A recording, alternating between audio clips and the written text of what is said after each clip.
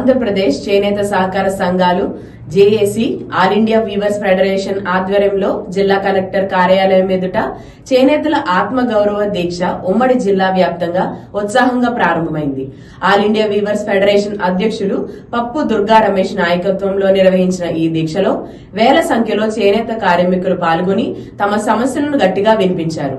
చేనేతల రంగం తీవ్ర సంక్షోభంలో ఉన్న నేపథ్యంలో తమ జీవనోపాధిని కాపాడుకోవడమే ఈ దీక్ష ప్రధాన లక్ష్యమని నాయకులు స్పష్టం చేశారు.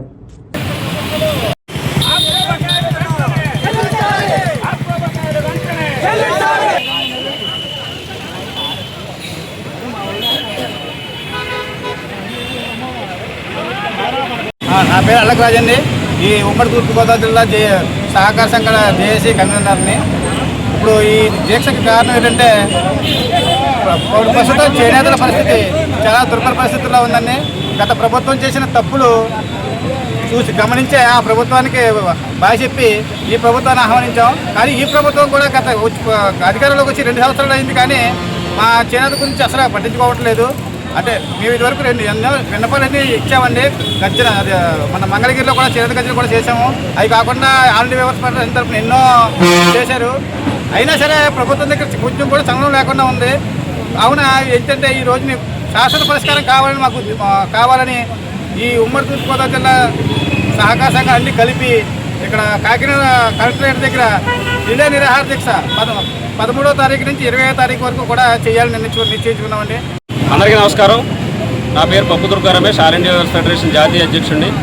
ఈరోజు ఉమ్మడి తూర్పుగోదావరి జిల్లా కేంద్రంగా కాకినాడ కలెక్టరేట్ దగ్గర చేనేతల యొక్క న్యాయమైన డిమాండ్లు సాధించుకోవడం కోసం ఆల్ ఇండియా వీవర్స్ ఫెడరేషన్ మరియు ఆంధ్రప్రదేశ్ చేనేత సహకార సంఘాల జేఏసీ తరఫున చేనేతల ఆత్మగౌరవ దీక్షను ప్రారంభించడం జరిగింది. ఈరోజు ముఖ్యంగా ఏదైతే ఈరోజు రాష్ట్రంలో చేనేతలు ఇబ్బందులు పడుతూ సమస్యలు ఎదుర్కొంటూ దుర్భరమైన పరిస్థితుల్లో ఉన్నారో మా యొక్క సమస్యలను తీర్చండి మహాప్రభు అని చెప్పి కొన్ని నెలలుగా సంవత్సరాలుగా ఈ ప్రభుత్వాన్ని వేడుకుంటా ఉన్నాం.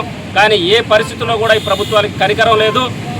సుమారు 6 సంవత్సరాల నుంచి ఆప్కోకి 203 కోట్ల రూపాయలు బకాయిలు చెల్లించాల్సి ఉన్నా సరే మా డబ్బులు మాకు ఇవ్వడానికి కూడా 6 సంవత్సరాల నుంచి ఏడిపిస్తున్నారంటే ప్రభుత్వానికి చేనేతల కంటే ఎంత లోకు ఒకసారి అర్థం చేసుకోండి.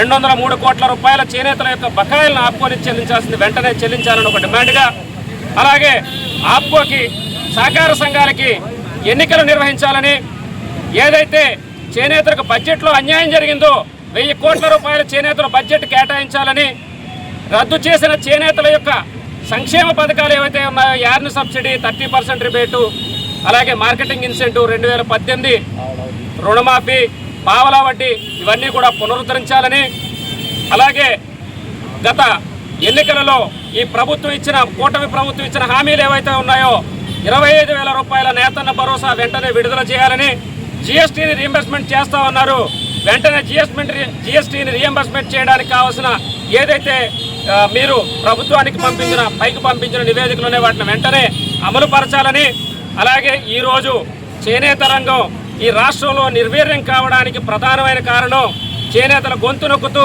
సహకార సంఘాలను చంపేస్తున్న ఆప్కో ఎండి హ్యాండ్లూమ్ కమిషనర్ రేఖారాణిని వెంటనే ట్రాన్స్ఫర్ చేయాలని ఈ డిమాండ్లు నెరవేరే వరకు 13వ తారీఖుని